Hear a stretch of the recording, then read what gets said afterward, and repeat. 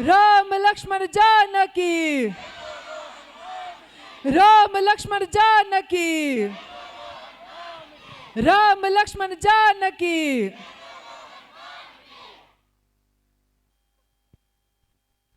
గత 2 నెలలుగా ఎంత బిజీ స్కెడ్యూల్స్ నడుస్తున్నాయంటే ఒక్కొక్కరికి పొద్దున్నే లేస్తే కాషాయం, పడుకునే ముందు కాషాయం, రోజంతా కాషాయం, ఊరంతా కాషాయం, గల్లీ గల్లీలో కాషాయం, ఎక్కడ చూసినా హిందూ సమ్మేళనాలు, ఎక్కడ చూసినా ఈ పొలిటికల్ బ్యానర్స్ కన్నా హిందూ సమ్మేళన ఆహ్వాన ఉత్సవ సమితి వాళ్ళ బ్యానర్లు కనిపిస్తున్నాయి. 2 నెలలుగా తెలంగాణ రాష్ట్రం అంతా కాషాయమయం అయిపోయింది. ఈ హిందూ సమ్మేళనాలు ఇంకా కొంచెం ముగింపు దశకి దగ్గర పడుతున్నాయి. సమ్మర్ హాలిడేస్లో అందరూ యూజువల్గా చేసేది ఏంటి అని అంటే టీవీలకు అతుక్కుపోవడము, సెల్ ఫోన్స్కి అతుక్కుపోవడము, అమ్మమ్మల వాళ్ళ ఇంటికి, చుట్టాల వాళ్ళ ఇంటికి తిరగడము, ఈ దావత్ ఆ పెళ్ళి అని చెప్పి తిరుగుతూ ఉండడము, టైంపాస్ చేస్తూ ఉంటారు. కానీ ఈ సంవత్సరం నాకు అనిపిస్తుంది నిజంగా హిందూ సమాజానికి ఏదైతే అవసరమో అది వాస్తవంగా ఈ సమ్మర్ వెకేషన్లో జరిగింది. ఉష్ణోగ్రతలు పెరుగుతున్నాయి తెలంగాణ రాష్ట్రంలో అంటే నేను అన్నాను హిందువులలో వేడి పెరిగింది, అందుకనే తెలంగాణ రాష్ట్రంలో వేడి ఎక్కువైతుంది అని.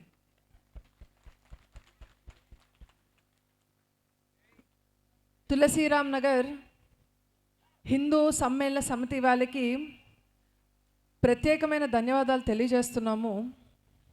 ధర్మ కార్యక్రమాన్ని భుజం మీద వేసుకొని ఇంత గొప్ప కార్యక్రమాన్ని నిర్వహించినందుకు. ఎందుకనంటే మేము వక్తలుగా వచ్చి, గెస్ట్లుగా వచ్చి ఒక 20 నిమిషాలు వేదిక మీద కూర్చొని ఏదో మా వీడియో తీసే అన్న, ఫోటో తీసే అన్న ఉన్నారు, ఫోటోలు తీస్తారు, వీడియోలు తీస్తారు, 2 శాలలు కప్తారు, మమ్మల్ని గెస్ట్లు అంటారు. మేము వేదిక ముందు కనిపిస్తున్నాం. కానీ ఈ వేదికని ఏర్పాటు చేయడానికి, మేము వేదిక మీద వచ్చాక దీప ప్రజ్వలనం చేయడానికి అగ్గిపెట్టు ఉంటుంది చూసారండి, ఆ అగ్గిపెట్ట కూడా తేయడానికి ఒక కార్యకర్త పనిచేస్తాడు. ఇంత గొప్పగా ఒక్కొక్క చిన్న చిన్న విషయాలను కూడా తప్పు జరగకూడదు, సమ్మేళనం మంచిగా జరగాలని ఎన్నో రోజులుగా ప్రణాళిక రూపొందించుకొని వాళ్ళు ఇంత కష్టపడినందుకు హిందూ సమ్మేళన సమితి వాళ్ళందరికీ ముందుగా మనం కృతజ్ఞతలు తెలియజేయాలి. ఇదొక ఆనవాయితీ అవుతుందో ఏంటో నాకు తెలీదు. ఇది 2వ వేదిక నేను జానకిరామ్ అన్నగారితో నేను పంచుకోవడము. రామ్నగర్లో ఎప్పుడైతే హిందూ సమ్మేళన కార్యక్రమం నిర్వహణ జరిగినదో వారు మాట్లాడిన వెంటనే మధ్యలో ఒక సాంస్కృతిక కార్యక్రమం ఉన్నది, దాని తర్వాత నా స్పీచ్ ఉన్నది.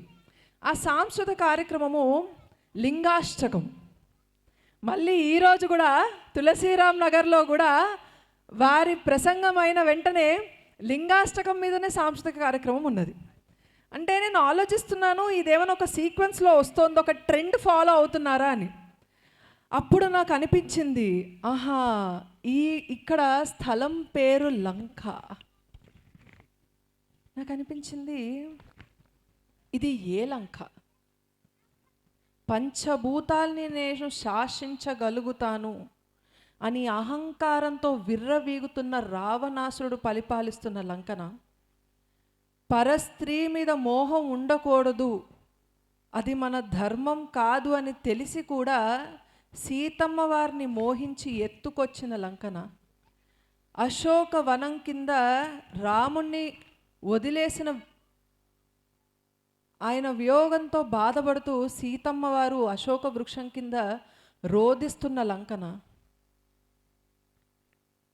సీతా వియోగంతో బాధపడుతున్న శ్రీరాముడికి సీతమ్మ వారి జాడని చెప్పడానికి ఆ హనుమంతుడు ఆ రోజు దహనకాండ వహించిన లంకన. సీతా వియోగంతో బాధపడుతున్న రాముడికి ఒక వానర సైన్యము చాలు యుద్ధం చేయడానికి అని చెప్పి వారధి గట్టి లంకలో ప్రవేశించి రావణ కాష్టం చేసిన లంకన. సాక్షాత్తు ఆ పరమేశ్వరి సీతమ్మ వారు తన పాతివ్రత్యాన్ని రుజువు చేసుకోవడానికి అగ్గిలో దూకిన లంకన. ధర్మరక్షణ కోసం రావణ సంహారం చేసి ఒక మహాయుద్ధాన్ని రచించిన చరిత్ర పుటాల్లో నిలిచిన లంకన. ఏ లంక ఈ తులసీరామ్ నగర్ అని ఒక్కసారి ఆలోచన చేస్తున్నా నేను, అనిపించింది. అప్పుడు రాముడు సీతమ్మ వారిని రావణుడి యొక్క చెరసాల నుంచి విడిపించడానికి, ఆ బందీ నుంచి విడిపించడానికి, సీతమ్మ వారిని రక్షించడానికి వానర సైన్యాన్ని ఏర్పాటు చేసి వారధి గట్టి అవతలి పక్కన వెళ్ళి రావణ సంహారం చేసే ముందు రాముడు శివలింగానికి పూజ చేశారండి. రామేశ్వరంలో ఇది మనకి ప్రసిద్ధమైన గాథ. అందుకే నాకు అనిపిస్తుంది, సీతమ్మ వారు రాముణ్ణి చేరిన తర్వాత కదా ఆయన జానకిరామ్ అయ్యారు. అందుకే జానకిరామ్ అన్నగారు ఉన్నప్పుడు ఈ లంకలో ప్రవేశించాలంటే లింగాష్టకం జరగాల్సిందే అని చెప్పి నాకు అలా అనిపించింది. ఎంతో చరిత్ర ఒక చిన్న సంఘటన నుంచి మనకి మెదడులో తిరుగుతూ ఉంటుందండి. ఎన్నో సన్నివేశాలు ఎంతో అద్భుతంగా అనిపిస్తాయి కొన్నిసార్లు. ఈ హిందూ సమ్మేళన కార్యక్రమాలు నిర్వహణ జరుగుతున్నప్పుడు ఎన్ని ప్రాంతాలకు వెళ్ళినా కూడా హిందువులను ఒక ప్రశ్న అడిగాను, అందరూ బాగున్నారా? బాగున్నారా చెప్పండి, బాగున్నారా? అంటే ఈ క్వశ్చన్కి ఆన్సర్ ఈమె ఏం చెప్తుందో అనుకోకండి, మీరు చెప్పండి, బాగున్నారా? బాగున్నారా? మంచిది. అమ్మ మంచిగా ఉన్నారా? బాగున్నారా? బాగున్నారు అనుకున్న వాళ్ళు చేతుల్లో పెట్టండి. మేము బాగున్నాం. అద్భుతం. అవును, హిందువులం, మనం బాగానే ఉన్నాం. మనం అనుకుంటాం బాగున్నాం. ఎందుకనంటే మన దృష్టిలో బాగోవడం అనంటే మన భర్త సమయానికి ఇంటికి రావడము, సంపాదించి పెట్టడం, పక్కింటి వాళ్ళకన్నా మనం ఒక తులం బంగారం ఎక్కువ కొనుక్కోవడం, పక్కన వాడు 2 ఫ్లోర్ల బిల్డింగ్ కడితే మనం 3 ఫ్లోర్ల బిల్డింగ్ కడితే మనం బాగున్నట్టే. పక్కన ఇంటి పిల్లలు 1,00,000 ఫీజు సంవత్సరానికి ఆ స్కూల్లో చదివేదానికన్నా 2 లక్షలు కట్టి మన పిల్లల్ని స్కూల్లో చేరిస్తే మనం బాగున్నట్టే కదా. పక్కన అత్త కోడల్ని రోజు కొడుతుంది, మన అత్త వారానికి ఒకసారి కొడుతుంది అంటే మనం బాగున్నట్టే. లేకపోతే అనుకుంటారు పక్కన మొగుడికి రోజు పడుతుంది, అమ్మ నా పిల్లం వారానికి ఒకసారి కొడుతుంది, నేను మంచిగా ఉన్నట్టే. పక్కనోడు ఆల్టో కారు కొన్నాడు కానీ నేను ఫార్చునర్ కొన్నా కాబట్టి నేను మంచిగా ఉన్నట్టే. పక్కనోడికి 40 మార్కులు వచ్చే 100కి నా బిడ్డకి 42 వచ్చినాయి కాబట్టి నేను మంచిగానే ఉన్నా. అంటే హిందువులు బాగోవడం అని అంటే మన వ్యక్తిగతంగా మన కుటుంబాలు బాగోవడం, మన పిల్లలు బాగోవడం, ఇది బాగుండడం. కానీ హిందూ సమాజం బాగుందా? హిందూ సమాజం బాగుందా అంటే ఇదొక పెద్ద ప్రశ్న అండి. వేల సంవత్సరాల నుండి చాలామంది చెప్తూ ఉంటారు, చరిత్రలో భారతదేశం మీద ఎంతోమంది దండయాత్ర చేశారు, ఎన్నో యుద్ధాలు జరిగాయి, ఎంతోమంది హిందూ రాజుల మీద వేధింపులు జరిగినాయి, ఆడవాళ్ళని చెరబట్టినారు, భారతదేశంలో స్త్రీకి అసలు గౌరవం లేకుండా చేశారు, మానభంగాలు చేశారు, అత్యాచారాలు చేశారు, మన గుళ్ళను ధ్వంసం చేశారు, తల్లిగా భావించే గోమాత యొక్క రక్తం ఏరులై పారింది భారతదేశం మీద, మన గ్రంథాలని నలంద విశ్వవిద్యాలయాన్ని తగలబెట్టారు. ఇన్ని జరుగుతున్న హిందూ సమాజాన్ని ఒక ప్రశ్న అడిగితే బాగున్నారా అని అంటే బాగున్నామనే చెప్తున్నామండి. ఎందుకనంటే మన చరిత్ర గురించి మనం తెలుసుకోవట్లేదు, మన చరిత్ర మళ్ళీ పునరావృతం అవుతుందన్న భయం కూడా మనలో మనకి లేదు. మీరు అనుకోవచ్చు భారతదేశం మీద ఇంతమంది వేరే మతస్థులు వచ్చి దండయాత్ర చేశారు కదా, మనల్ని ఇంత బానిసత్వపు బతుకుల్లో బానిసత్వంలోకి ముంచారు కదా, సంఖ్యలు వేశారు కదా, మనకి వేల సంవత్సరాలు బానిసత్వ బతుకులకి అలవాటు పడిపోయారు కదా భారతీయులు. ఇప్పుడు కొత్తగా మనం చెయ్యాల్సింది ఏముంది, మనం ఆలోచించాల్సింది ఏముంది, మళ్ళీ బానిసలుగా ఉండిపోదాం. మనకు అలవాటు అయిపోయిన విషయం కదా బానిసలుగా ఉండిపోవడం. మన దేశంలో మనం బానిసలుగా ఉండాలి అని అంటే మనకి అలవాటైపోయింది. రోజు పొద్దున్న లేవాలి, బ్రష్ చేయాలి, స్నానం చేయాలి, ఆఫీస్కి పోవాలి, ఇంటికి రావాలి, పెళ్ళాన్ని కొట్టాలి, పెళ్ళం మొగుడిని కొట్టాలి, తినాలి, ఫోన్ చూడాలి, పడుకోవాలి, మళ్ళీ లేవాలి. ఎట్లయితే ఇది నడుస్తూ ఉంటుందో భారతదేశ చరిత్రలో కూడా వేల సంవత్సరాల నుండి వీళ్ళు వస్తున్నారు పోతున్నారు, వీళ్ళు వస్తున్నారు పోతున్నారు, వీళ్ళు వస్తున్నారు పోతున్నారు, వీళ్ళు వస్తున్నారు పోతున్నారు. కానీ ఇక్కడ ఉన్న హిందువులు మాత్రం సావనికి కూడా సిద్ధంగా ఉన్నారు కానీ ఐక్యంగా ఉండడానికి సిద్ధంగా లేరు. పోనీ వచ్చిన వాళ్ళు ఏమైనా మెజారిటీలో ఉన్నారా? మనం తక్కువ సంఖ్యలో ఉన్నామా అందుకే వాళ్ళు మన మీద హుకుం చెలాయించినరా అని అంటే కాదండి. మన ప్రాంతము నిజాం పరిపాలిత ప్రాంతం. వాళ్ళు కేవలం 4% కూడా లేరు. కానీ వాళ్ళు అసఫ్ జాహీల్ మొదలు పెట్టుకొని అక్కడి నుంచి 100 సంవత్సరాలు భారతదేశాన్ని పరిపాలించారు. మెజారిటీలో ఎవరున్నారు? 94% వరకు ఉన్నది ఎవరు భారతదేశంలో? హిందువులం. అరే మనం మెజారిటీగా ఉన్నప్పుడు మనము మన దేశంలో బానిసలుగా ఎలా మారినాము అనేదే పెద్ద ప్రశ్న. మన ఆడవాళ్ళకి ఇంత రక్షణ లేకుండా ఎలా జరిగింది భారతదేశంలో? అదే ప్రశ్న.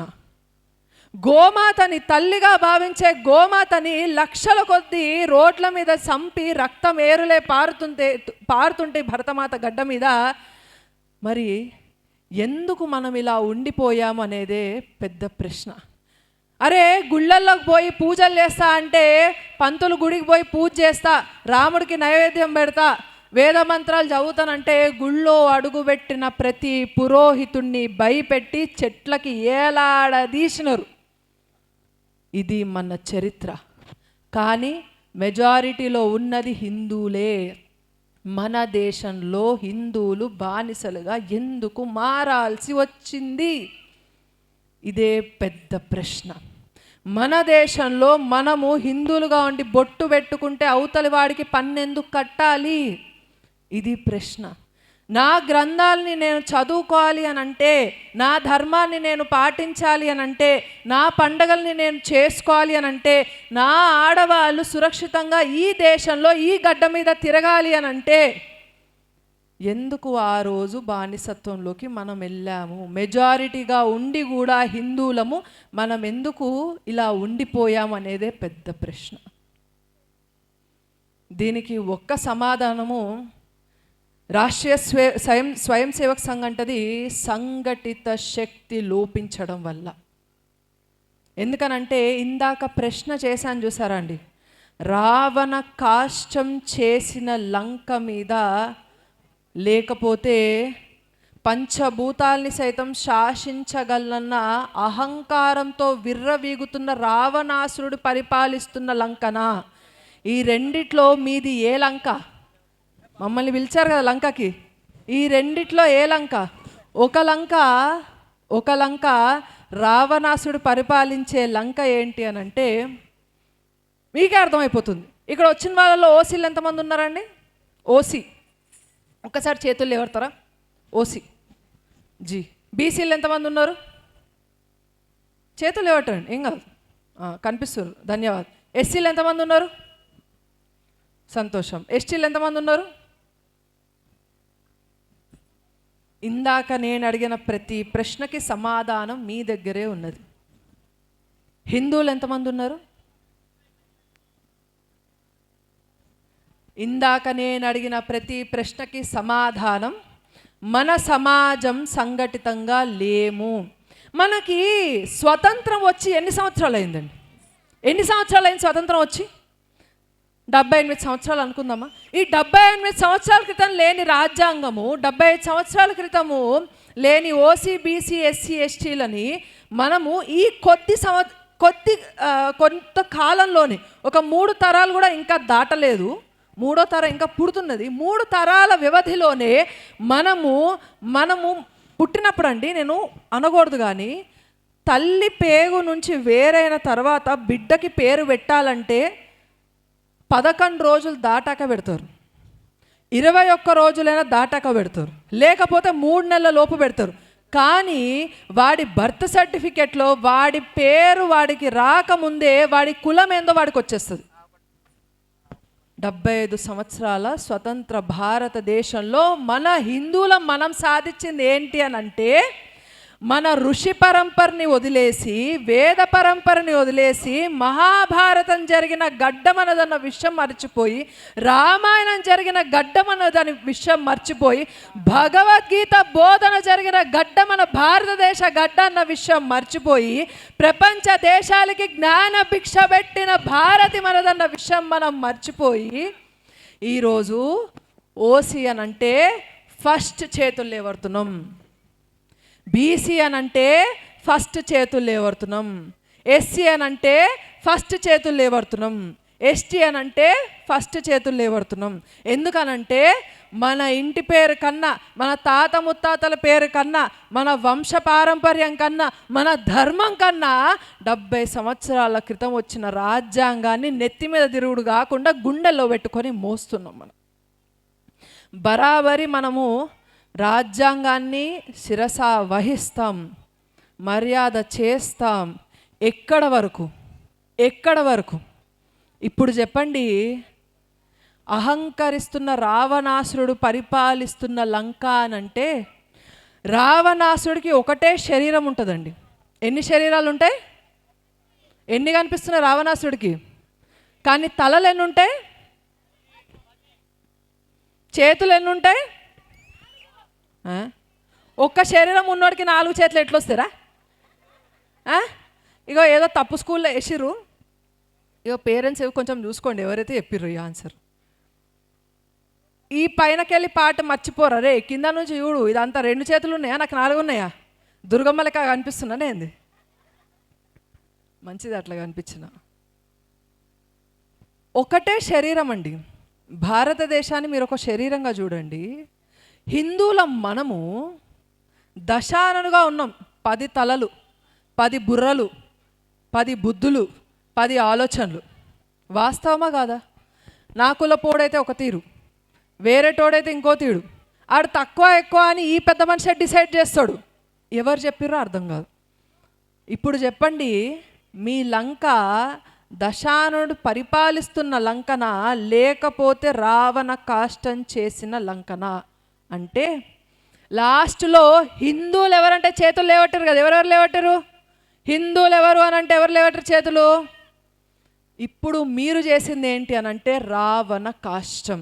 అంటే 10 తలల రావణాసుడిని మన హిందూ సమాజంలోనే ఐక్యత లేకుండా 10 విధాలుగా 10 ఆలోచనలతో తిరుగుతున్న ప్రతి ఒక్కరం ఒకటే నినాదంతో ముందుకెళ్తున్నాం, నేను హిందువు, అవతల వ్యక్తి నా బంధువు.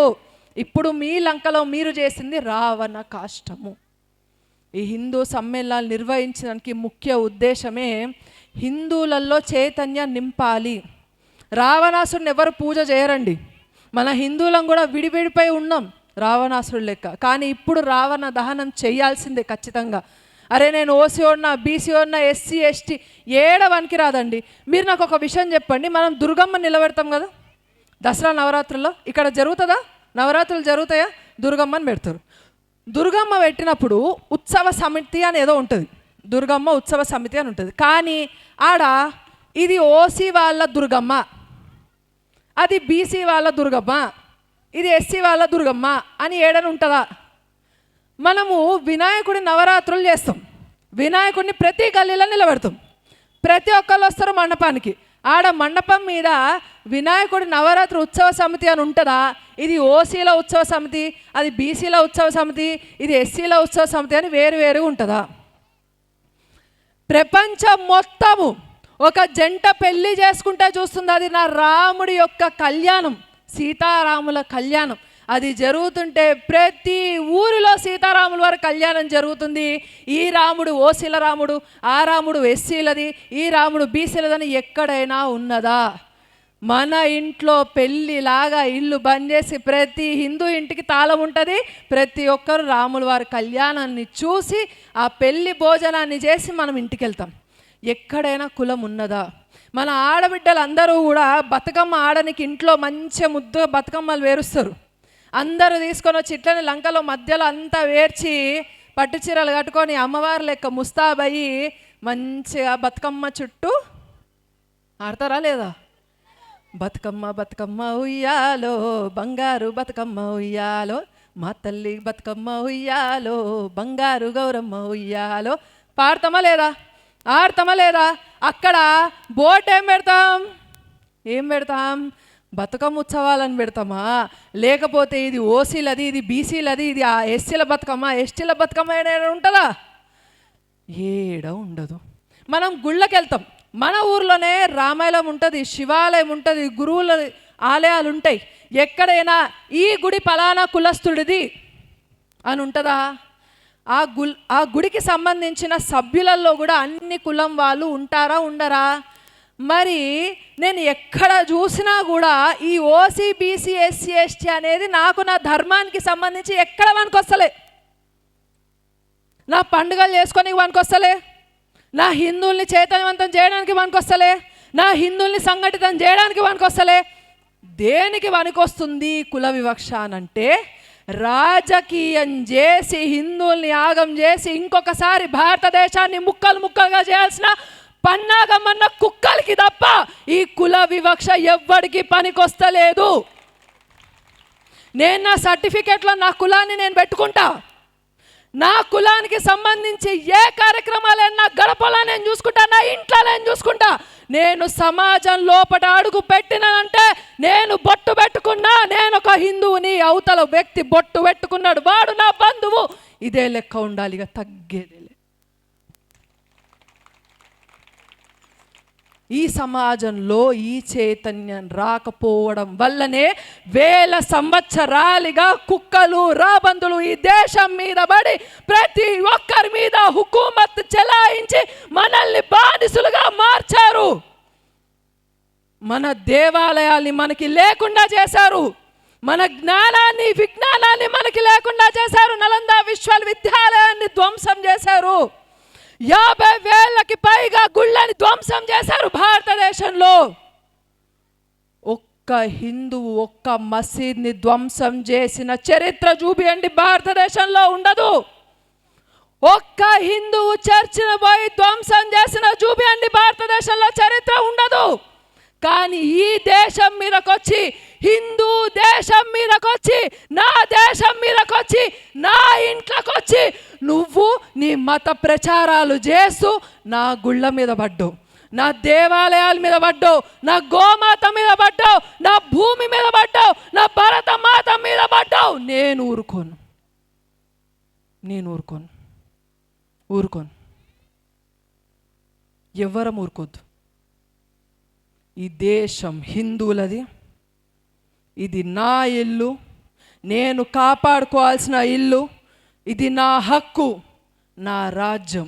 ఇందులో రామరాజ్యం మాత్రమే శాసనం అవ్వాలి తప్ప రావణ రాజ్యం శాసనంగా ఉండకూడదు భారతదేశంలో. అంటే హిందువులం ఐక్యంగా ఉండాలి, హిందువులం ఐక్యంగా ఉండాలి. మీరు చెప్పండి, చాలా మీటింగ్స్లో చెప్తూ ఉన్నామండి, పిల్లలకి చెప్పండి, మన ధర్మం గురించి నేర్పించండి, భగవద్గీత అంటే ఏంటో చెప్పండి, మహాభారతం అంటే ఏంటో చెప్పండి, రామాయణం అంటే ఏంటో నేర్పించండి, మన ధర్మ మూలాలను వాళ్ళకి చెప్పండి, బొట్టు ఎందుకు పెట్టాలో, పట్టీలు ఎందుకు పెట్టుకోవాలో, ఆడవాళ్ళు పూజలు ఎందుకు చేయాలో, మగవాళ్ళు గుళ్ళకి ఎందుకు వెళ్ళాలో ప్రతి విషయాన్ని నేర్పించండి మీ పిల్లలకి.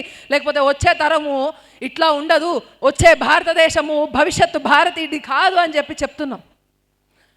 కానీ ఒక్కసారి గమనిస్తే మనం పిల్లల్ని ఇంట్ల కన్నా స్కూల్లో ఎక్కువ పెడతాం.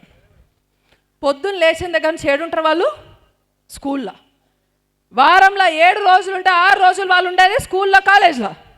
పొద్దున 8 నుంచి మొదలు పెట్టుకొని సాయంత్రం 6 వరకు 5 వరకు స్కూల్లోనే ఉంటారు. ఇంటికి వస్తారు, ఆటలను పోతారు, మళ్ళీ ఇంటికి వస్తారు, ఫోన్ పట్టుకొని కూర్చుంటారు. మన అమ్మలు నోట్లో అన్నం పెడితే తింటారు, మళ్ళీ వంటారు, మళ్ళీ పొద్దున ఇదే విధానం నడుస్తుంది.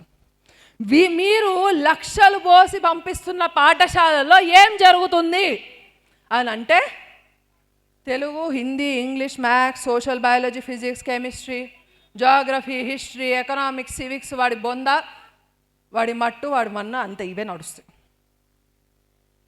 సంస్కారం ఎవరండి నేర్పించేది పిల్లలకి? మనం పంపిస్తున్న పాఠశాలలో నేను ఒక హిందువుని, నేను బొట్టు పెట్టుకుంటా, నా పిల్లలకి బొట్టు పెట్టి పంపిస్తే స్కూళ్ళకి రాని వారు గేట్ దగ్గర ఆపిస్తారు, బొట్టు దుడుపుకొని లోపలికి రా. మన ఆడపిల్లలు గాజులు వేసుకొని పోతే గాజులు ఉండద్దు, చేతికి రక్షా సూత్రాలు ఉండద్దు, ఇప్పేస్తేనే స్కూళ్ళకి రా. పొద్దునే ప్రేయర్ పేరు మీద కాన్వెంట్ స్కూళ్ళలో జీసస్కి సంబంధించిన prayer, O God all knowledge is in you, bless our studies, లేకపోతే ఇలా చదువుకుంటూ పోతారు. కానీ హిందువులం హిందువులం. అయ్యప్ప స్వామి దీక్ష తీసుకుంటే అయ్యప్ప స్వామి దీక్షా వస్త్రాలలో స్కూళ్ళకి నాట్ అలౌడ్. భవానీ దీక్ష తీసుకుంటే మనం లక్షలు పోసి పోషించుతున్నాం కదా, పెంచి పోషిస్తున్న సంస్థలు ఏవైతే ఉన్నాయో విద్యా సంస్థలు, అందులో దుర్గమ్మ వారి నవరాత్రులకి దీక్ష తీసుకుంటే ఆ అబ్బాయి కానీ అమ్మాయి కానీ స్కూల్లోకి నాట్ అలౌడ్. హనుమంతుడి దీక్ష తీసుకుంటే ఆ వస్త్రాలలో స్కూల్లోకి నాట్ అలౌడ్. ఒక దావత్ అయింది, ఇంట్లో పండగ అయింది, దసరా వచ్చింది, ఇంకోటి వచ్చింది, వినాయక చవితి వచ్చింది, ఉగాది వచ్చిందని అమ్మాయిలు గోరింటాకు పెట్టుకుంటే మెహందీ పెట్టుకున్నావు కాబట్టి నాట్ అలౌడ్ స్కూల్లోకి. కమ్మలు పెట్టుకున్నావు నాట్ అలౌడ్. అరే శుక్రవారం రోజు ఒక గులాబీ పువ్వు అమ్మవారికి పూజ చేసి తల్ల పెట్టుకొని ఆడపిల్ల స్కూల్కి పోవాలంటే నాట్ అలౌడ్. ఎందుకనంటే స్కూల్స్ అనేవి సెక్యులర్ అంట. సెక్యులర్ ఏంటండి? సెక్యులర్. ఓకే, అంటే అన్ని మతాల్ని సమానం. కానీ మన పిల్లల్ని మాత్రం క్రిస్మస్ వస్తే శాంటా క్లాస్గా వేషధారణ చేసి స్కూళ్ళకి పంపిస్తాం. దానికి సంబంధించి స్కూల్ టీచర్లు మెసేజ్లు పెడతారు గ్రూప్లలో, ఫోన్లు చేసి చెప్తారు రేపు శాంటా క్లాస్గా మీ అబ్బాయిని పంపించండి అని, మేరీ మాత అవతారంగా తీసుకొని రండి అని, గొర్రెల లెక్క పంపించండి అని చెప్తారు. మరి అక్కడ ఏం పోయింది సెక్యులరిజం? ఏడబోయింది సెక్యులరిజం? హనుమాన్ జన్మోత్సవం వస్తుంది, హనుమాన్ చాలీసా పారాయణం పెట్టు కదా, అక్కడెక్కడ పోయింది సెక్యులరిజం? సెక్యులరిజం అనేది హిందువుల మీద అనగదొక్కడానికి మనకి వాడే మంత్రం తప్ప అది ఎవడికి అవతలోడికి పనిచేసే మంత్రం కాదండి, కాదు. కాబట్టి పొద్దున్నుంచి సాయంత్రం దాకా అంటే మన విద్యా విధానాన్ని మొత్తము మన వేదాలు చదువుకుందామన్నా, భారతం చదువుదామన్నా, మన ధర్మానికి సంబంధించిన గ్రంథ పఠనం చెయ్యాలి అని అంటే స్కూల్స్లో నాట్ అలౌడ్. భగవద్గీతని కంపల్సరీ చేయాలని కేంద్రం ఇప్పుడు నిర్ణయం తీసుకుందాం అనుకుంటే దాని మీద ఇంత పెద్ద రాద్ధాంతం జరుగుతుంది టీవీ ఛానల్స్లో. మరి అదే కాన్వెంట్ స్కూల్లో ప్రతిరోజు పొద్దున జీసస్ గురించి పాటలు పాడుతున్నారు, మోకాల మీద కూర్చొని పెడుతున్నారు. అప్పుడే ఏడబోయిర్రా మీరందరూ? ఏం చేస్తారు మీరందరూ? అప్పుడు ఏడబోయింది మీ సెక్యులరిజం? మన ధర్మ గ్రంథాలని స్కూళ్ళల్లో చదవడానికి లేదు. అదే రంజాన్ వస్తే రోజా చేస్తున్నారనంటే ఒక క్లాస్ రూమ్ అంతా ఖాళీ చేసి స్కూల్లో ఉన్న ముస్లింలందరికీ కూడా 1 గంట అయ్యేసరికి నమాజ్ చేసుకోవడానికి ఖాళీ జాగా ఇస్తున్నారు స్కూళ్ళలో. ఇది ఎక్కడో జరిగింది కాదండి. నేను చదువుకుంటున్న స్కూల్లో 2004 నుంచి 2014 వరకు మధ్యలో నేను స్వతహాగా అనుభవించిన విషయాలు మీకు చెప్తున్నా. 2004 నుంచి 2014 మధ్యలో నేను స్వతహాగా అనుభవించాను ఇవన్నీ. ఎక్కడ మత సామరస్యం ఎక్కడ కనిపిస్తున్నది? మన పుస్తకాలు అక్కడ చదువుకోనికి లే, మన దేవుళ్ళని పూజ చేసుకోనికి లే, మన ధర్మాన్ని మనం పాటించనికి లే. పోనీ సమాజంలోకి వచ్చిన తర్వాత మన గుళ్ళకి మనం పోయి మనం పూజలు చేసుకుందామని అనుకుంటే మన గుళ్ళన్నీ కూడా దేవాదాయ శాఖ కింద ఎండోన్మెంట్ పేరు మీద దోచుకొని పోతున్నాయి ప్రభుత్వాలు. మన దేవుడికి మొక్కుకొని వేసిన రూపాయి హుండీల వెనుక నుంచి దొబ్బుకపోతున్నారు రాజకీయ నాయకులు. మనం ప్రశ్నించనికి లే. అదే మసీద్ని ఎందుకు ఎండోన్మెంట్లో చేర్చారు? చర్చిని ఎందుకు ఎండోన్మెంట్లో చేర్చారు? అమ్మ వాళ్ళకు వచ్చిన ఆదాయం వాళ్ళ దగ్గరే ఉండాలి. హిందువుల మన గుళ్ళ నుంచి వచ్చే ఆదాయం ఏదైతే ఉంటుందో కొన్ని లక్షల కోట్ల రూపాయలు, దాన్ని వాళ్ళు రాజకీయ విధంగా వాడుకోవడానికి బయట ఎత్తుగడలు నడుస్తుంది.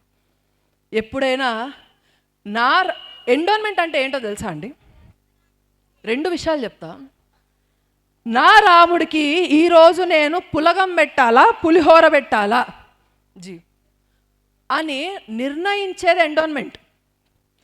దాంట్లో 100 గ్రాములు బియ్యం వేయాలా, ఈరోజు 50 గ్రాముల బియ్యంతో వండి పరవాన్నం చేయాలా అనేది కూడా నిర్ణయించేది ఎండోన్మెంట్. నువ్వెవడ్రా బాయ్ నిర్ణయించడానికి? ప్రతి హిందూ వస్తాడు రాముడి దగ్గరికి, హుండీలో డబ్బులు వేస్తాడు. నా రాముడికి పంచభక్ష పరమాన్నాలతో నైవేద్యం పెట్టడానికి నాకు లేదా అండి స్వేచ్ఛ? నాకు లేదా స్వేచ్ఛ? నేను వినాయకుడు ఉత్సవాలు జరుపుకోవాలి, దుర్గమ్మ ఉత్సవాలు జరుపుకోవాలి అంటే పోలీస్ స్టేషన్ల చుట్టూ కుక్క తిరిగినట్టు తిరిగి పర్మిషన్ల కోసం అడుక్కోవాలా? ఈ భారతదేశంలో హిందువులు మెజారిటీగా ఉన్న భారతదేశంలో గురించి మాట్లాడుతున్నాం. మళ్ళీ ఈ ఎండోన్మెంట్ డబ్బులని తీసుకొని వెళ్ళి ఎక్కడ ఖర్చు చేస్తున్నారు? చర్చ్లకి, మసీద్లకి, హజ్ యాత్రలకి పంపించనీకి ఇవి వినియోగం చేస్తున్నారు. ఎవరి డబ్బండి? అదే హిందూ గుళ్ళు మన చేతిలో ఉంటే ఒక గుడి నుంచి వచ్చే ఆదాయంతో ఆ చుట్టుపక్కల గ్రామాల్లో ఉన్న ప్రతి ఒక్క హిందూ ఆడపిల్లకి ఇందాక చేసినట్టు దండ మనం నేర్పించుకోలేమా? కర్రసాము మనం నేర్పించుకోలేమా? మన విద్యా విధానాన్ని మనం తీసుకొని రాలేమా? ఆకలో మొర్రో అని చెప్పి ఏడుస్తున్న కుటుంబానికి మనము డబ్బుగానో అన్నంగానో మనం సహాయం చేయలేమా? విద్య మనం సహాయం చేయలేమా? హాస్పిటల్స్ కట్టించుకొని మనము మన హిందువులకి ఉచిత చికిత్సని మనం ఇవ్వలేమా? ఉచిత విద్యా విధానాన్ని మనం తీసుకొని రాలేమా? మన హిందూ ఆలయాలు మన చేతిలో ఉన్నప్పుడు. కానీ ఇక్కడున్న ఏ హిందువు నా గుడి, నా సొత్తు, నా వారసత్వం, నా సంపద అని అనుకుంటున్నారు? ఒక్కసారి చెప్పండి. అయ్యిస్తాడు ఒక ఎకరం భూమి, 4 కొడుకులుంటే ఇక కొట్టుకుంటారు. ఎట్లా కొట్టుకుంటారంటే అట్లా కొట్టుకుంటారు. కానీ అదే వేల సంవత్సరాల నుంచి, యుగ యుగాల నుంచి మన తాతలు ముత్తాతలు చావుకు కూడా ఎదురెళ్ళి మరి ధర్మరక్షణ చేసి మనకి భద్రంగా ఇచ్చిన సంపద అండి మన సనాతన ధర్మము. అలాంటి ధర్మాన్ని, అలాంటి వారసత్వాన్ని, అలాంటి ఆస్తి పాస్తుల్ని కాపాడుకోవాలన్న సొయ్య మనకి లేదా అండి? మనకి రావట్లేదా? ఇంకెప్పుడు వస్తుందండి? ఇంకెప్పటికి రావాలండి? ఇంకెప్పటికి రావాలి? ఇక్కడ మనము రామాయణం వారసులమా, రాముడి యొక్క వారసులమా, జై శ్రీరామ్ చెప్పడానికి మనకి బేసిక్గా కూడా అధికారం ఉన్నదా అని అంటే లేదని నేను చెప్తున్నా. తండ్రి మాటను నిలుపగా రాముండు అడవులకు పయనమయ్యే, నేను నీ బాటలోనే వస్తాను అనుచు సీతమ్మ కదిలే. ఓ పడతి ఆడవిలో కష్టాలు పడలేవు అని రాముడు నీడని వదిలిపెట్టి మీరెలా వెళ్ళగలరనెను సీత. రామాయణంలో అయోధ్య అంతా రాముడే రాజు కావాలని అనుకున్నా, రాముడే రాజు కావాలని అనుకున్నా, తండ్రి రాజ్యం ఇస్తే తండ్రి అవుతాడు, తండ్రి రాజ్యం ఇవ్వకపోతే తండ్రి కాడా? మనం రాముడి యొక్క వారసులమా అండి? 4 అన్నాదమ్ములుంటే ఒక రాజ్యం కోసం ఒకరినొకరిని చంపుకునే చరిత్రలు ఉన్నాయి. కానీ మన రామాయణంలో రాముడు తప్ప నేను కాదు అవ్వాల్సిందని భరతుడు ఆయన చెప్పులను నెత్తి మీద మోసి 14 సంవత్సరాలు రాజ్యం నడిపించాడు. రాముడి సింహాసనం, ఆ సింహాసనం నా అన్నది, నాది కాదని పక్కన కూర్చొని రాజ్యాన్ని కేవలం అన్న పక్షంగా నిలబెట్టాడు. అదండి మన రామాయణము. ఈరోజు మొగుడు ఒక 10 రూపాయలు ఎక్కువ సంపాదిస్తే మొగుడు, పట్టు చీరలు కొనిపిస్తే మొగుడు, బంగారం మోదీ కొనొద్దన్నాడు కాబట్టి ఇక్కడ బచాయిచ్చారు మొగోళ్ళందరూ 3 రోజులకి వెళ్ళి. లేకపోతే ఒక తులం బంగారం కొనకపోతే మొగుడు పనికిరాని అయిపోయాడు. ఒక మాట అత్త అంటే అత్త పనికిరాంది అయిపోయింది. ఒక ఆడపిల్ల అరే ఒక ఇంట్లో పుట్టిందే, 25 సంవత్సరాలు ఒక లెక్క బతికిందే, మన ఇంటికి వచ్చింది, మన ఇంట్లో ఎవరం ఎట్లా ఉంటాం, ఎవరం ఎట్లా తింటాం, ఎవరికేది ఇష్టం, ఎవరికేది ఇష్టం లేదు ఆమెకేం తెలుస్తుంది? ఒక పెళ్ళైన సంవత్సరమో 2 సంవత్సరాలు 3 సంవత్సరాల సమయం పడుతుంది తను మన కుటుంబానికి అడ్జస్ట్ అవ్వడానికి. తనకి సమయం ఇద్దాం, చెప్పుకుందాం. నా ఆడపిల్ల అయితే నేను ఇట్లనే తనని బద్నాం చేస్తానా, తను ఇట్లా తిడతానా చేస్తానా అని సొయ్యలేదు. అత్తలు ఉన్నారండి సమాజంలో. ఇక అత్తల గురించి, అత్తోళ్ళ గురించి చెప్పాలంటే, తోడికోడల గురించి చెప్పాలంటే, ఆడబిడ్డల గురించి చెప్పాలంటే ఈడికెళ్ళి అమెరికా దాకా పోతాం మనం ముచ్చట. ఇక కూర్చున్నానంటే ఒకటే ముచ్చట. వాళ్ళు మంచోళ్ళుగా. మన సంసారాన్ని మనం రోడ్డు మీద పడేసుకొని మనం ఏంటండి సాధించేది? ఆస్తులు రాకపోతే, అంతస్తులు రాకపోతే కొట్లాడుతున్నామండి. ఆ రోజు సీతమ్మ వారు ఏమయ్యా రామా, నిన్ను నీ తండ్రి రాజుని చేస్తా అన్నాడు కదా, ఈరోజు నిన్ను రాజుని చేయనంటున్నాడు. నీకు బలగం ఉంది. అయోధ్యలో ప్రతి ఒక్క వీరుడు నీ మాట వింటాడు. అత్తా మామల్ని ఇంట్లోకెళ్ళి ఎల్లగొట్టు, రాజు అవ్వు అని సీతమ్మ వారు చెప్పలేదండి. రాజ్యం గురించి సీతమ్మ వారు ఆలోచించలేదండి. రామా నువ్వు అక్కడ అయోధ్య వదిలి అరణ్యవాసం చేస్తూ అక్కడ అడవిలలో కష్టాలు పడుతుంటే నేను ఇక్కడ అయోధ్యలో ఒక రాణిలాగా సుఖాన్ని ఎట్లా అనుభవిస్తా అని చెప్పి భూమి నుండి పుట్టిన అయోనిజైన అంత గొప్పగా బతికిన జనకుడి కూతురైన దశరథ మహారాజు కోడలి అయిన సాక్షాత్ శ్రీరామచంద్రుని వరించిన సీతమ్మ అయినా సరే తన భర్తకి కష్టం వస్తే రాజ్యం వదిలి కాలినడక మీద రాముడి వెంట వెళ్ళిపోయిన స్త్రీమూర్తులు పుట్టిన గడ్డండి భారతదేశ గడ్డ అనంటే. ఈ భారతదేశానికి ఇందాక అన్నగారు చెప్పినట్టు సుఖాల వల్లనో భోగాల వల్లనో రాలేదండి. ఎవడు ఎంత గొప్పగా బతికిండు అన్న దాని వల్ల రాలే, ఎవడు ఎంత గొప్పగా త్యాగం చేశాడన్న దాన్ని బట్టి భారతదేశానికి కీర్తి ప్రతిష్టలు వచ్చాయండి. అట్లాంటి తరం, అట్లాంటి వారసత్వం అండి మనది. చిన్న చిన్న విషయాలకి ఇంట్లో తల్లిదండ్రులు పొట్లాడుతుంటే పిల్లలకి ఏం సంస్కారం ఎక్కడి నుంచి మనం నేర్పిస్తాం, ఏమని చెప్తాం, ఏమని మాట్లాడతాం? మన ఇద్దరిలో ముందు సఖ్యత ఉంచుకోవాలి. ఒక భార్యకి భర్తగా, భర్తకి భార్యగా నిలబడాలి. ఆ సీతారాములు కష్టం వచ్చినా సుఖం వచ్చినా ఒకరితో ఒకరు నిలిచి ఉండింది అది కదండి మన చరిత్ర. ఎంత కష్టం వస్తుందండి, మహా అయితే ఎంత కష్టం వస్తుంది? ఒక రోజా, సంవత్సరమా, 5 సంవత్సరాల, 10 సంవత్సరాల, 14 సంవత్సరాలు పడిందండి సీతమ్మ వారి కష్టం. అరణ్యవాసం చేసింది. పంచపక్ష పర్వాణాలు వదిలేసి కందమూలాల కోసం రాముడు వెంట వెళ్ళిపోయిందండి. ఓ రోజు అరణ్యవాసంలో ఇలానే రాముడు సీతమ్మ వారిని చూస్తూ ఉన్నారు. సీతమ్మ వారి దగ్గరకు వచ్చి, ఏమయ్యా రామయ్య, నువ్వు నన్ను ఇంత తీక్షణంగా చూస్తున్నావు, నాకు సిగ్గుగా ఉన్నది, ఎందుకు నువ్వు అలా నన్ను చూస్తున్నావు అని అంటే, లేదు సీతమ్మ, 100 సంవత్సరాలైంది మన వివాహం జరిగి, ఇన్ని సంవత్సరాలలో అంత అయోధ్య నగరంలో నీ వెనక ఇంతమంది పరిచారికలు ఉన్నారు, నీ వెనక సేవ చేయడానికి. వదినమ్మ వదినమ్మ అని చెప్పి కాళ్ళకి అడుగులకి మడుగులు వస్తే మరుదులు ఉన్నారు. ఇంత సామ్రాజ్యం ఉంది. రోజుకి వేసుకున్న నగ వేసుకోకుండా వేసుకున్నావు, కట్టిన చీర కట్టకుండా కట్టావు, తిన్న భోజనం తినకుండా తిన్నావు. ఇంత భోగ విలాసంగా ఉన్న అయోధ్యలో ఇన్ని సంవత్సరాలు బతికినప్పుడు ఏ రోజు నువ్వు ఇంత సంతోషంగా ఉన్నది నేను చూడలేదు. కానీ నీ భర్త అయినా నాకు రాజ్యం పోయింది, రాజు హోదా పోయింది, రాజ్యంలో ఉండనివ్వలే, నన్ను అరణ్యవాసానికి పంపించారు, వద్దన్నా కూడా నువ్వు నాతో పాటు వచ్చావు. కట్టిన చీర కడుతున్నావు, అది చినిగిపోయే దుస్థితికి వచ్చింది. నగలు లేవు, రుద్రాక్షలు ధరించి ఉన్నావు. నీ కురుల గురించి కవులు కవిత్వాలు రాసేవారు, కానీ ఆ కురులు ఈరోజు జటలు కట్టుకొని తిరుగుతూ ఉన్నావు. కాళ్ళకి పాదరక్షలు లేకుండా ముళ్ళు గుచ్చుకుంటున్నాయి, అలా బతుకుతున్నావు. అంత పెద్ద మహల్ పక్కన పెట్టి ఇక్కడ ఒక కుటీరంలో కోరుకునే భారతీయ స్త్రీలండి మన భార్యలు. వాళ్ళు మనల్ని ఏం అడుగుతున్నారు ఆలోచించండి ఒకసారి. ఏం అడగట్లే, కొంచెం సమయం ఇవ్వండి. ఎన్ని రోజులైందండి మీ భార్యతో రోజులో 24 గంటలుంటే 1 గంట పక్కన కూర్చోబెట్టి, ఆ ఫోన్ మనలవాడా, టీవీ మనలవాడా, అన్నీ పక్కన పెట్టి పక్కన కూర్చోబెట్టుకొని, ఏమే తిన్నావా, ఆరోగ్యం ఎట్లున్నది, అంత మంచిదేనా, జీతం సరిపోతున్నదా, మేనేజర్తో మాట్లాడినా, ఒక 2-3 నెలలు కొంచెం అడ్జస్ట్ చేయి, తర్వాత కొంచెం ఇంక్రిమెంట్ వస్తుంది కదా, అప్పుడు నువ్వు నచ్చిన చిట్టి వేసుకొని నచ్చిన నగలు కొనుక్కోవే అంటే, నువ్వు ఫిక్కర్ చేయకయ్యా, నువ్వు ఇచ్చిన రూపాయి నేనేం దుబారా చేయలే, నా పోపుల డబ్బాలు అట్టి పెట్టినా నేను అట్లనే. నీకేమైనా కష్టం కావాలంటే 1 నెల నువ్వు పని చేయకపోయినా ఇల్లు నేను గడపగలుగుతా అన్న ధైర్యం మీరు భర్తకి ఇవ్వగలగాలి. అప్పుడు బయట కష్టమేందండి, రావణాసుడు వచ్చినా థు అని ఇట్లా వదిలేస్తారు మగవాళ్ళు. మగవాళ్ళ ధైర్యము బలము అంతా ఎక్కడ ఉంటుందని మీరు అనుకుంటున్నారు? అలా కండల్లోనో ఉండదండి, అలా గుండెల్లో ఉంటుంది.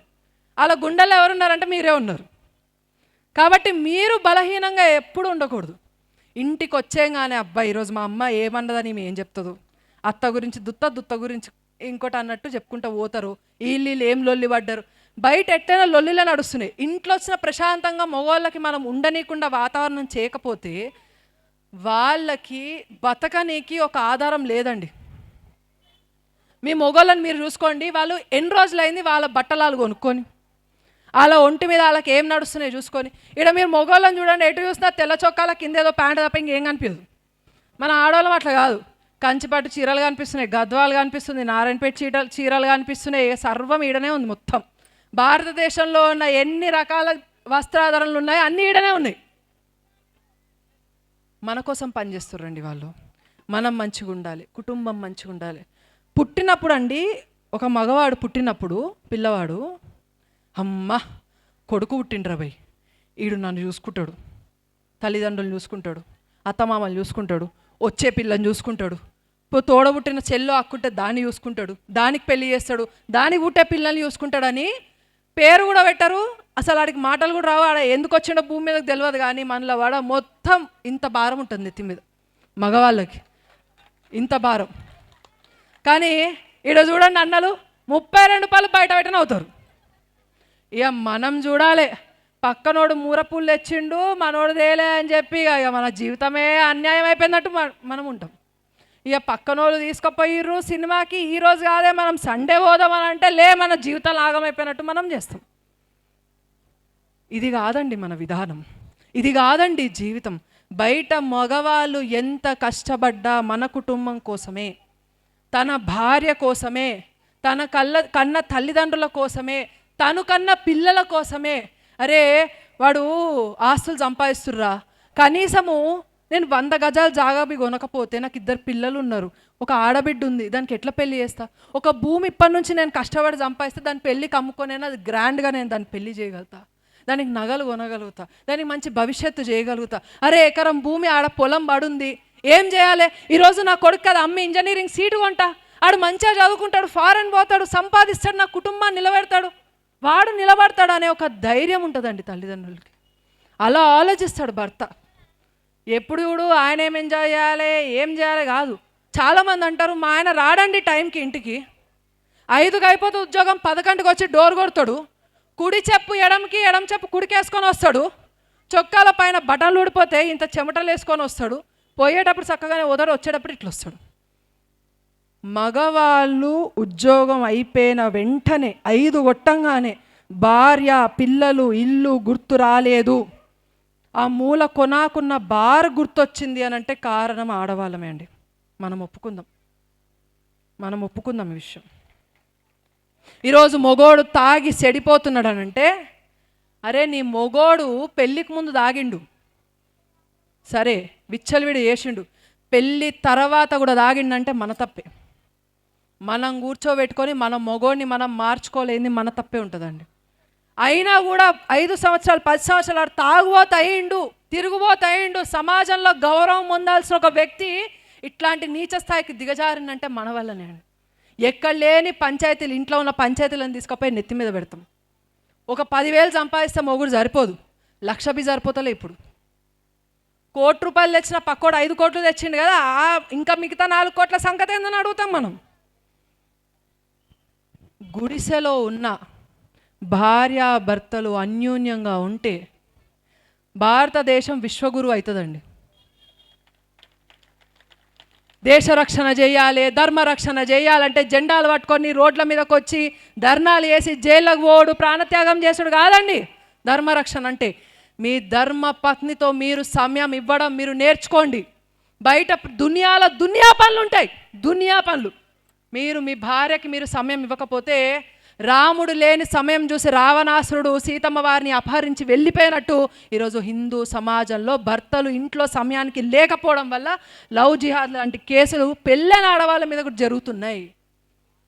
ఎవడో వచ్చి మతం పేరు మీద తీసుకొని పోతున్నాడు, పాస్టర్లు మోసం చేస్తున్నారు, లైంగిక వేధింపులు చేస్తున్నారు అని అంటే ఆడదానికి ఉన్న కష్టం తల్లిదండ్రులకు ఫోన్ చేసి చెప్పుకోలేమండి, తోడబుట్టిన వాళ్ళకి ఫోన్ చేసి చెప్పుకోలేం. పెళ్ళైన దగ్గర నుంచి సచ్చేదాకా ఆఖరిగా ఒకటే అవకాశం, కష్టమున్నా నష్టమున్నా సుఖమున్నా సంతోషమున్నా మనసులో ఏమైనా అనిపించినా ఏదైనా చెప్పుకోవాలంటే భర్తతోనే చెప్పుకుంటుంది ఒక ఆడది. ఆ చెప్పుకోవడానికి రోజులో 1 గంట సమయం మీ భార్యలకి మీరు ఇవ్వండి. వాళ్ళ బాధ వినండి, వాళ్ళను ఓదార్చండి. అత్త మంచిగా లేదు, మీ అమ్మ ఇట్లా మాట్లాడుతుంది, ఫస్ట్ అనగానే మా అమ్మని అంటావా నేను అని చెప్పి వెళ్ళకండి. ఎందుకంటే మీ తల్లి మిమ్మల్ని ఎట్లాగా అన్నదో, నేను తండ్రినైనా నాకు ఒక కొడుకున్నాడని చెప్పుకొని తిరుగుతున్నావు కదా, దానికి పురిటి నొప్పులు పడ్డది నీ తల్లి ఎట్లా పడ్డదో నీ భార్య అట్లనే పడ్డది. నీకోసం నీ తల్లి 20 సంవత్సరాలు 25 సంవత్సరాలు బతుకుతుంది, కానీ సచ్చేదాకా కూడా ఆఖరి ఊపిరి కూడా నీకోసమే తీసేది నీ భార్య. కుటుంబంలో సఖ్యత ఏర్పడడానికి భర్త చాలా ముఖ్యమైన పాత్ర వహిస్తారండి.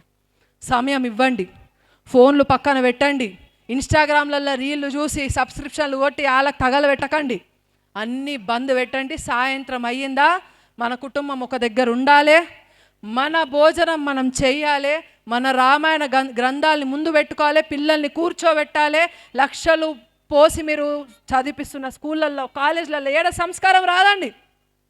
ఈడ ఒక ఇద్దరు వ్యక్తుల్ని పిలిపించి ఇద్దరికి కూడా నేను ఒక గన్నుని ఎట్లా వాడాలో నేను నేర్పిస్తా. ఇద్దరు అబ్బాయిలకి ఒకడు కేవలం గన్ ఎట్లా వాడాలో నేర్చుకున్నాడు కాబట్టి ఎట్లా పడితే అట్లా నియతి తప్పి వాడుతూ ఉంటాడు. దొంగతనం చేయనికి, మానవంగాలు చేయనికి, సమాజంలో రచ్చ చేయనికి వాడతాడు ఒకడు మావోయిస్టుల పేర్ల మీద. ఇంకోడు గన్నుని ఎట్లా వాడాలో ఎక్కడ వాడాలో కూడా తెలుసుకొని ఆర్మీలో చేరి భారతదేశాన్ని రక్షించడానికి బార్డర్కి పోతాడండి. ఇది మీరు చదివించనికి, సంస్కారాన్ని నేర్పించనికి చదువుతో పాటు ఉన్న వ్యత్యాసం. ఈరోజు పని చేస్తున్నంతసేపు నాన్న వనుకొచ్చిండు, ఫీజులు కట్టినప్పుడు అన్ని కొనిపించినప్పుడు తండ్రి వనుకొస్తాడు, మనకు కావాల్సిందంతా చేసినప్పుడు తల్లి వనుకొస్తుంది. కానీ తల్లిదండ్రులు ముసలోళ్ళు అయితే ఏం కనిపిస్తున్నాయి మనకి? ఏం కనిపిస్తున్నాయి?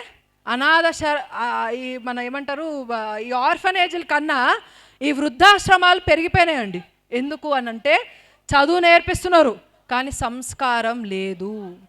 ఈ సంస్కారం ఎక్కడి నుంచి వస్తుందంటే మీ కుటుంబంతో మీరు ఉండి కలిసికట్టుగా రామాయణం నేర్పిస్తే రాముడు ఎట్లా బతికిండో చెప్తే మన ఇంట్లో రాముల్ని మనమే తయారు చేసుకున్న వాళ్ళం అవుతాం. కాబట్టి ఈ సమాజంలో మీరు ఉన్నప్పుడు హిందువులుగా ఉండండి, కుటుంబంతో మీరున్నప్పుడు మీ కుటుంబ రక్షణ మీరు చేసుకుంటూ ఉండండి. ఎంతలో ఉంటే అంతలో ముందుకు కొనసాగండి, చేతిలో చేతి వేసి అడుగులో అడుగు వేసి ఎదుగుతూ ఉండండి. మన దేశానికి కూడా మంచి చేయాలంటే స్వదేశీ మంత్రాన్ని మర్చిపోవద్దు. ఏ వస్తువు కొన్నా మన దేశానికి సంబంధించిన వస్తువుని మనం కొందాము, దేశ అభివృద్ధిలో మనం కూడా భాగస్వామ్యం అవుదాం, మన పర్యావరణాన్ని మనం కాపాడుకుందాము.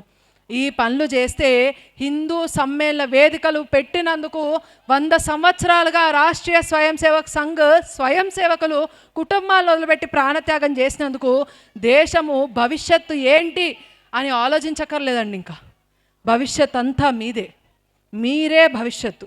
ఇప్పుడు నిర్ణయించండి. ఇంత గొప్ప అవకాశం ఇచ్చినందుకు మీ అందరికీ కూడా పేరు పేరున కృతజ్ఞతలు తెలియజేస్తూ జై శ్రీరామ్, భారత్ మాతా కీ.